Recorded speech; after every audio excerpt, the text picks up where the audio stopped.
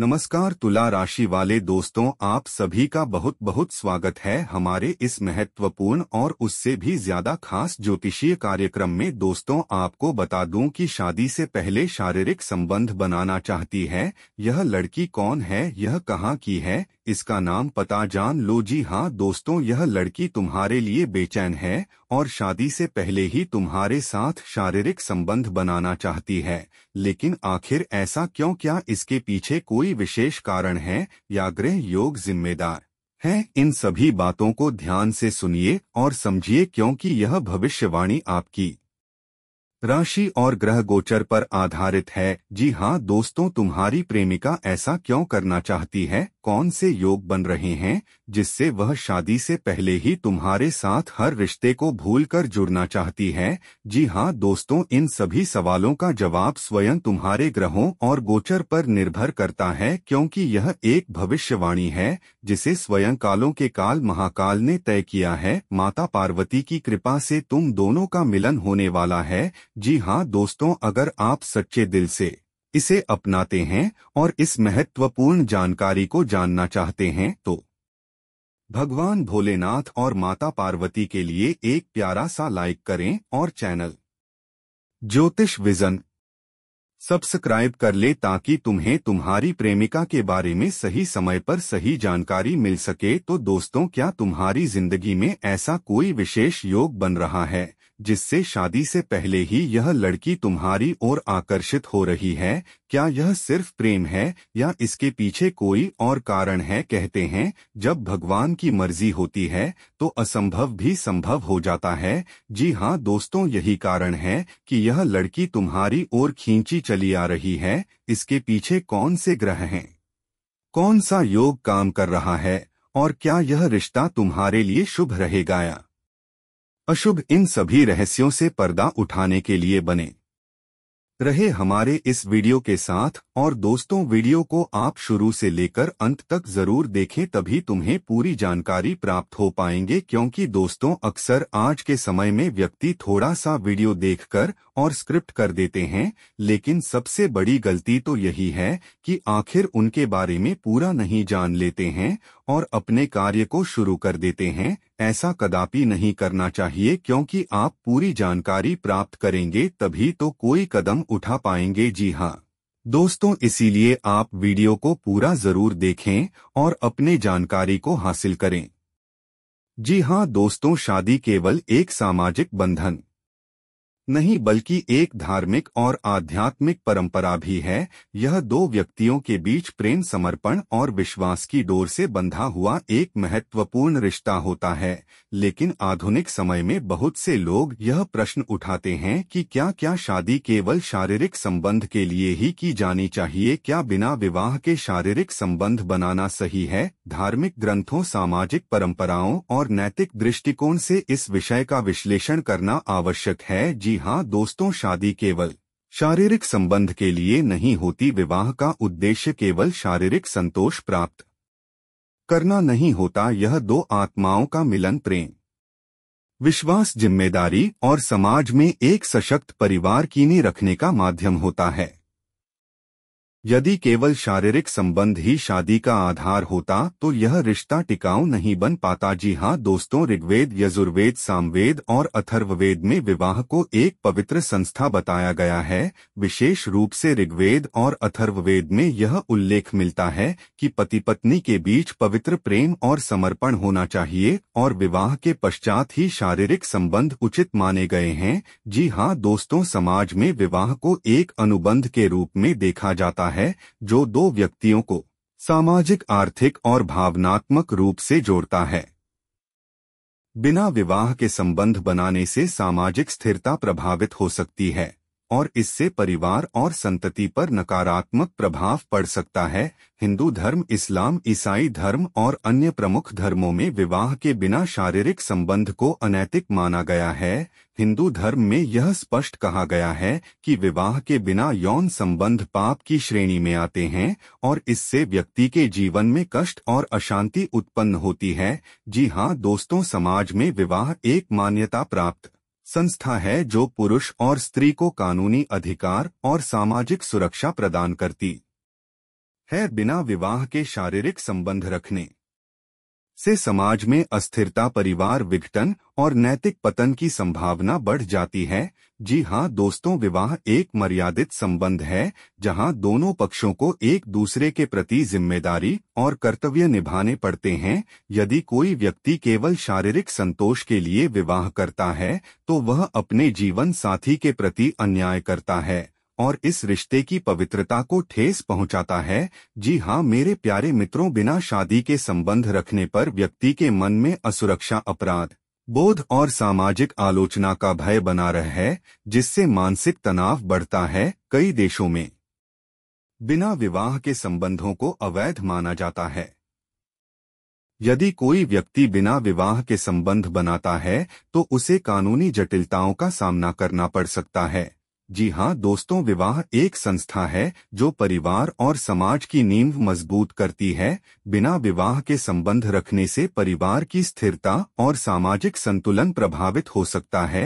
हिंदू धर्म में इसे अधर्म माना गया है और कहा गया है कि ऐसे संबंधों से व्यक्ति को पाप का भागी बनना पड़ता है, जिससे जीवन में कष्ट और बाधाएं उत्पन्न होती हैं। जी हाँ दोस्तों, विवाह का आधार केवल शारीरिक संबंध नहीं हो सकता। यदि कोई व्यक्ति केवल शारीरिक संबंध के लिए विवाह करता है तो यह रिश्ता लंबे समय तक नहीं टिक सकता। विवाह में प्रेम, विश्वास, सम्मान और आपसी समझ का होना आवश्यक है। शादी केवल एक समझौता नहीं बल्कि एक पवित्र बंधन होता है। यदि कोई व्यक्ति केवल अपनी इच्छाओं की पूर्ति के लिए विवाह करता है तो वह इस रिश्ते की मर्यादा और संस्कारों का उल्लंघन करता है। जी हाँ दोस्तों, विवाह का सफल होना इस बात पर निर्भर करता है कि पति पत्नी के बीच आपसी तालमेल कितना अच्छा है। केवल शारीरिक आकर्षण के आधार पर विवाह करना एक बड़ी भूल हो सकती है। जी हाँ मेरे प्यारे मित्रों, विवाह केवल संबंध के लिए नहीं बल्कि प्रेम, विश्वास, त्याग और जिम्मेदारी का प्रतीक होता है। धार्मिक, सामाजिक और नैतिक दृष्टिकोण से विवाह के बिना शारीरिक संबंध को अनुचित माना गया है। यदि कोई व्यक्ति केवल शारीरिक सुख के लिए विवाह करता है तो यह रिश्ता अधिक समय तक नहीं टिक पाएगा। हमें विवाह को केवल शारीरिक संबंध तक सीमित न रखते हुए इसके गहरे आध्यात्मिक और नैतिक महत्व को समझना चाहिए। शादी का मुख्य उद्देश्य केवल शारीरिक सुख नहीं बल्कि दो आत्माओं का मिलन, परिवार की स्थिरता और समाज की भलाई भी है। जी हाँ दोस्तों, अब सवाल यह है कि अगर कोई प्रेमिका शादी से पहले शारीरिक संबंध बनाना चाहती है तो इसके कई कारण हो सकते हैं। हर व्यक्ति की सोच, भावनाएं और प्राथमिकताएं अलग होती हैं। जी हाँ दोस्तों, जब एक लड़की को अपने प्रेमी पर पूरा भरोसा होता है और वह उससे गहरा जुड़ाव महसूस करती है तो वह शारीरिक स्तर पर भी निकटता चाह सकती है। यह उसके लिए प्यार की अभिव्यक्ति का तरीका हो सकता है। और दोस्तों, कुछ लोग यह देखना चाहते हैं कि उनका रिश्ता सिर्फ भावनात्मक है या उसमें शारीरिक अनुकूलता भी है। शादी के बाद किसी तरह की शारीरिक असहमति से बचने के लिए वे पहले ही यह अनुभव करना चाह सकते हैं। आजकल समाज में कई लोगों की सोच बदल गई है और वे शादी से पहले संबंधों को गलत नहीं मानते। पश्चिमी संस्कृति और खुले विचारों का प्रभाव भी एक कारण हो सकता है। जी हाँ दोस्तों, कुछ लड़कियां सोच सकती हैं कि शारीरिक संबंध बनाने से उनका प्रेमी ज्यादा प्रतिबद्ध, कमिटेड रहेगा और रिश्ता मजबूत होगा। लेकिन दोस्तों, उन्हें डर हो सकता है कि शादी से पहले नजदीकी ना बढ़ाने से रिश्ता कमजोर हो सकता है। यह भी संभव है कि लड़की खुद शारीरिक आकर्षण महसूस कर रही हो और अपने प्रेमी के करीब आना चाहती हो। यह एक सामान्य मानवीय भावना है जिसमें कोई गलत नहीं है जब तक कि यह आपसी सहमति से हो। जी हाँ दोस्तों, कुछ लोग शादी को महज एक औपचारिकता मानते हैं और उनका मानना होता है कि प्रेम और आकर्षण ज्यादा महत्वपूर्ण है। वे यह नहीं मानते कि शारीरिक संबंध के लिए शादी जरूरी है। जी हाँ दोस्तों, कभी कभी लड़की को यह डर हो सकता है कि अगर उसने शारीरिक संबंध नहीं बनाए तो उसका प्रेमी उसे छोड़ देगा। यह एक असुरक्षा की भावना हो सकती है जो अक्सर गलतफहमी या समाज के दबाव से आती है। इस विषय पर अपनी प्रेमिका से खुलकर और ईमानदारी से बात करें। समझे कि उसकी सोच और भावनाएं क्या हैं और अपने विचार भी स्पष्ट रूप से रखें। जी हाँ दोस्तों, यदि आप इसके लिए तैयार नहीं हैं तो बिना किसी संकोच के अपनी सीमाएं तय करें। सबसे महत्वपूर्ण बात यह है कि यह निर्णय आपसी सहमति और समझदारी से लिया जाना चाहिए, ना कि किसी दबाव में आकर। आपका रिश्ता सिर्फ शारीरिक निकटता पर नहीं बल्कि प्रेम, विश्वास और सम्मान पर आधारित होना चाहिए। जी हाँ दोस्तों, प्यार एक ऐसी अनुभूति है जो किसी भी सीमा, जाति, धर्म या समाज की मान्यताओं को नहीं मानता। लेकिन जब यह प्रेम तुम्हारे परिवार या रिश्तेदारी में किसी के साथ होता है तो यह और भी पेचीदा हो जाता है। ज्योतिष के अनुसार प्रेम संबंध बंधों का निर्माण केवल संयोग नहीं होता बल्कि यह हमारे ग्रह, नक्षत्रों और जन्म कुंडली में पहले से ही लिखा होता है। यदि तुम्हारी प्रेमिका तुम्हारे किसी रिश्तेदार की है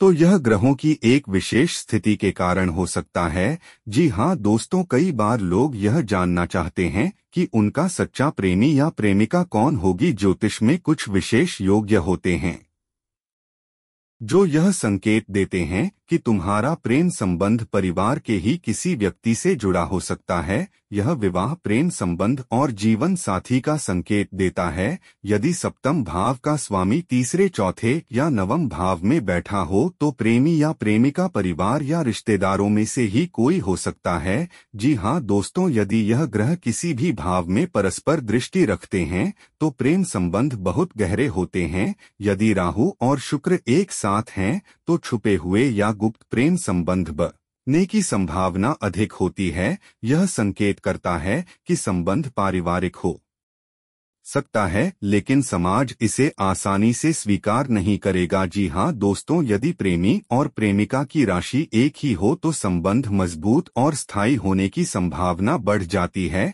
यदि दोनों की चंद्र राशियां लग्न एक ही नक्षत्र में हो तो यह संकेत करता है कि संबंध पूर्व जन्म का है। यदि दोनों की कुंडली में गुरु और शुक्र की अच्छी स्थिति हो तो शादी तक जाने की संभावनाएं बढ़ जाती हैं। जी हाँ दोस्तों, कई बार प्रेमिका को यह समझ में नहीं आता कि उनके बीच इतनी गहरी आत्मीयता क्यों है। यदि तुम्हें ऐसा लग रहा है कि तुम्हारी प्रेमिका तुम्हारे किसी रिश्तेदार की है तो यह निम्नलिखित कारणों से हो सकता है। यदि तुम बचपन से किसी लड़की के साथ बड़े हुए हो तो तुम्हारे बीच एक भावनात्मक जुड़ाव बन सकता है। एक ही परिवार में रहने और विचारों की समानता के कारण प्रेम संबंध बन सकता है। जी हाँ दोस्तों, यदि तुम्हारी कुंडली में चंद्र और राहु का संबंध है तो संभव है कि तुम्हारी प्रेमिका तुम्हारे पूर्व जन्म की साथी रही हो और इस जन्म में तुम्हारे ही परिवार में आई हो। यदि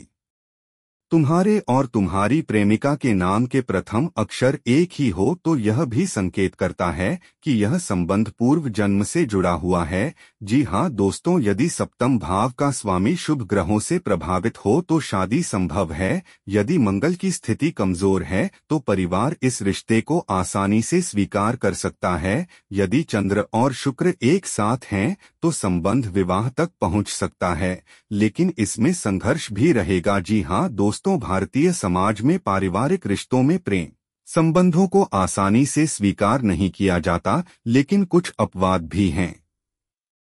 यदि लड़की तुम्हारी करीबी रिश्तेदार है तो परिवार इसका विरोध कर सकता है। यदि यह संबंध दूर के रिश्तेदार से है तो इसे सामाजिक रूप से स्वीकार किया जा सकता है। यदि यह संबंध दोनों परिवारों की सहमति से आगे बढ़े तो शादी की संभावनाएं अधिक हो जाती हैं। जी हाँ दोस्तों, यदि कुंडली में गुरु और शुक्र की अच्छी स्थिति है तो यह संबंध धीरे धीरे समाज में स्वीकार्य हो सकता है। पारिवारिक मान्यताओं को ध्यान में रखते हुए इस रिश्ते को आगे बढ़ाया जा सकता है। जी हाँ दोस्तों, अब सवाल यह उठता है कि यह लड़की किस स्थान से संबंधित हो सकती है। यदि सप्तम भाव का स्वामी तीसरे भाव में बैठा हो तो प्रेमिका नजदीकी रिश्तेदार या पड़ोसी हो सकती है। यदि नवम भाव में मंगल और शुक्र एक साथ हो तो प्रेमिका किसी दूसरे शहर या राज्य की हो सकती है। यदि गुरु लग्न में हो और राहु चतुर्थ भाव में हो तो प्रेमिका विदेश में भी हो सकती है।